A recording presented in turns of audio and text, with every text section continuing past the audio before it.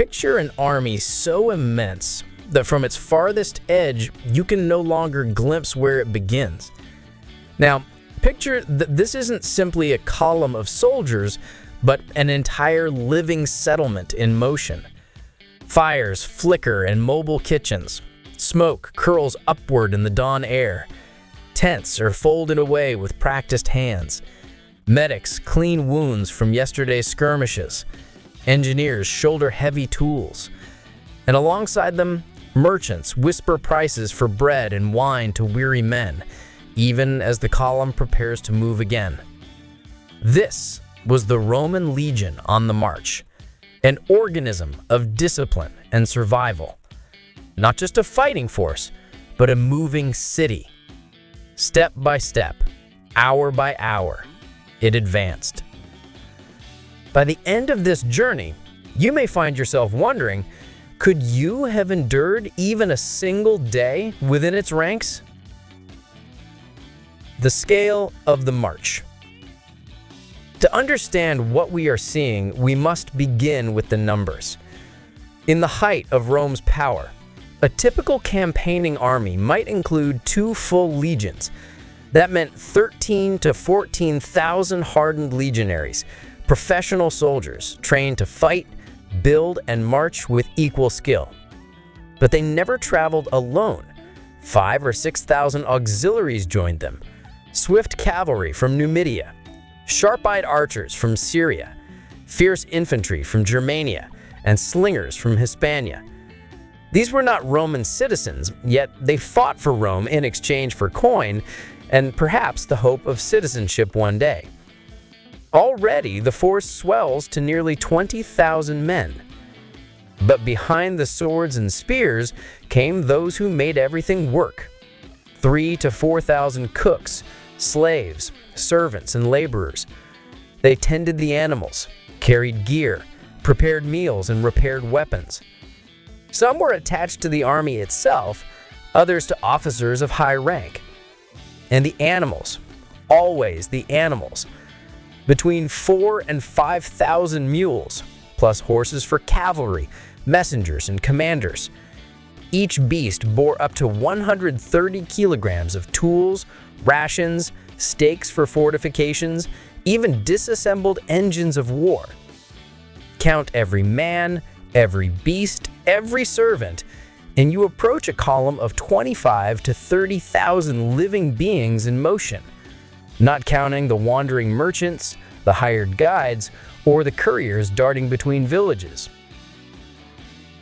The historian Polybius once described such a force as a moving wall of flesh. He was not exaggerating. On the road, a marching army could stretch for 8, 10, even 12 kilometers. Imagine the head of that column crossing a river while its tail still packed away tents. The problem then was not only to march, but to march without collapse, and that required precision. Before the sun.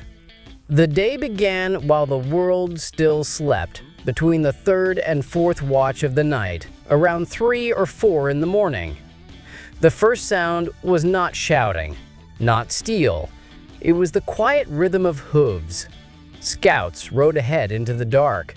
They were the speculators, the hidden eyes of the legion.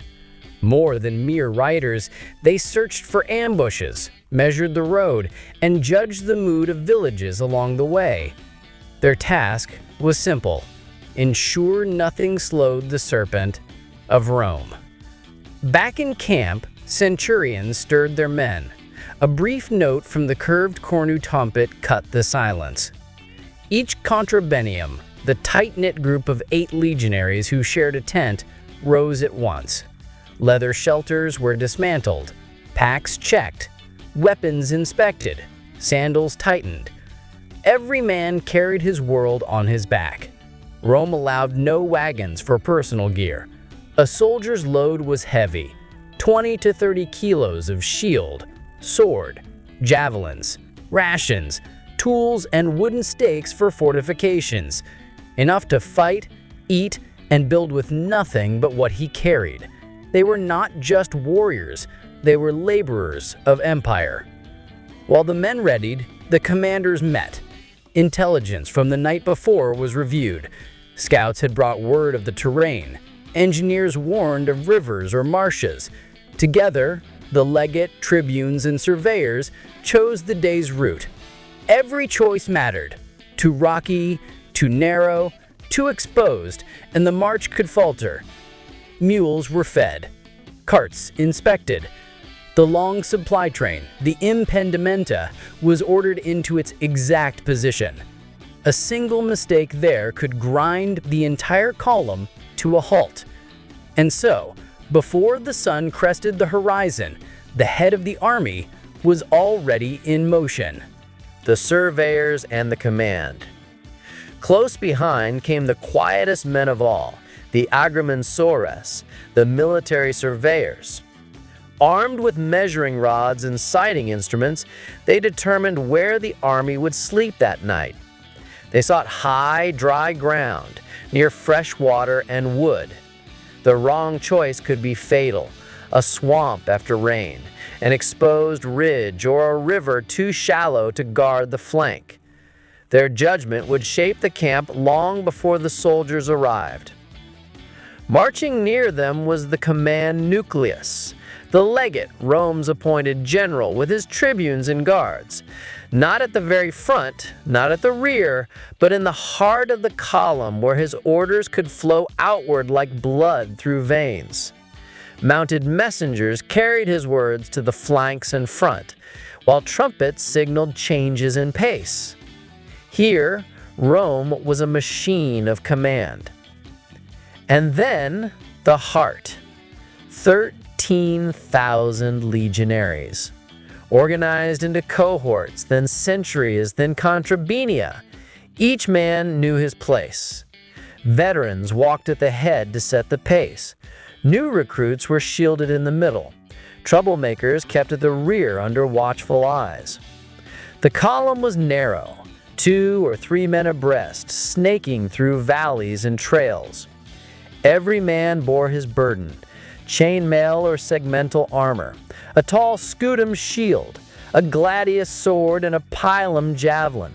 3 days' dry rations, tools for digging, stakes for fortifications, a cooking pot, water flask, and cloak. They were nicknamed Marius's mules for the reformer who had decreed soldiers carry their own loads. The army moved 20 to 30 kilometers each day. Not more, not less. The distance was sacred. Too far, and the men collapsed. Too little, and the campaign slowed, risking attack. Efficiency came before mercy. If a man fell, he might be helped, if the terrain allowed, otherwise he was left behind. The supply train. Behind this human wall came the lifeline, the impedimenta, the baggage train. This was the weak point, but also the heart of endurance. Here rolled carts of grain, salt, vinegar, tools, disassembled catapults, spare clothing, and medical supplies. Here walked the cooks, medics, blacksmiths, and scribes. Slow, heavy, vulnerable, yet vital. The train was placed in the column's center or behind the legionaries, shielded by patrols. A broken cart or injured mule could jeopardize the whole march. That is why Roman orders concerning the supply line were as strict as orders for battle. To lose it was to starve, to collapse, to die. The rear and the flanks. Guarding it all from behind marched the rear guard. Rotating units of archers, cavalry, and infantry, these men endured constant tension. Ambushes from behind could spark panic faster than arrows in front. A rumor could unravel discipline in minutes. The rear guard was discipline embodied. Deserters caught here were executed without hesitation. History had taught Rome harsh lessons, like the annihilation in the Teutoburg forest, where stretched columns and poor rear defense led to disaster. And on the sides, invisible yet vital, moved the flank guards, light cavalry, nimble infantry, and local scouts. They cut through woods, climbed hills, searched every bend. The flanks were the most fragile edges of the serpent. A breach there could open death itself. Building the night. Yet none of this mattered without rest. Every evening before sleep, Rome built a city. The surveyor's chosen ground became the castrum, the fortified camp. At the order, soldiers dropped packs, took up shovels, and dug. A ditch 2 meters deep, an earthen mound, wooden stakes planted as a palisade, 4 gates laid out to precise alignment, guards stationed at once. Inside, streets were marked, tents pitched by rank, supplies stored, animals corralled. At the center, the praetorium, the general's tent, rose, along with a small altar for sacrifices. In 4 hours, bare land became fortress, night after night without fail. This habit, more than swords or shields, gave Rome its edge. The Roman night. When darkness fell, silence ruled. Soldiers received rations, grain, salt, vinegar, dried meat. They ground wheat into porridge, cooked in small pots, drank watered vinegar called pasca. Fires were low, hidden. Medics tended wounds. Animals were brushed and fed, tools repaired. Centurions passed along the next day's orders. Punishments were read. Sometimes executions were carried out, swiftly and without spectacle. Sentinels guarded the camp. Passwords were whispered between patrols. Watches changed every 3 hours. Falling asleep meant death, stoned by one's own comrades. Brutal, but necessary. And so each man slept with sword at side, shield within reach, sandals ready. If alarm sounded, he knew where to run, which gate to guard, which line to take. Rome was never caught unaware. A city in motion. 24 hours later, the process began again. To witness the legion on the march was to witness not merely soldiers, but a moving city of discipline. Each part, vanguard, surveyor, commander, soldier, servant, mule, functioned like gears in a machine. The legion carried its own fortress, its own granaries, its own rituals. It was beast, machine, and city all at once. It marched like iron, breathed like flesh, and rose like a fortress every night. And so we ask again, could you have endured even a week in its ranks? Perhaps not. But Rome did for centuries, and with every step, the empire advanced.